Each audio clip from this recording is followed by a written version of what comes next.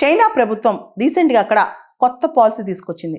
ఎవరైతే చిన్న పిల్లలు ఉన్నారో వాళ్ళపైన సెక్షువల్ అబ్యూజ్ చేస్తే గనక, లైంగికంగా వాళ్ళని వేధిస్తే భారీ పనిష్మెంట్స్, అవసరమైతే డెత్ పెనాల్టీ వేస్తామని చెప్పి చైనా డిక్లేర్ చేసింది.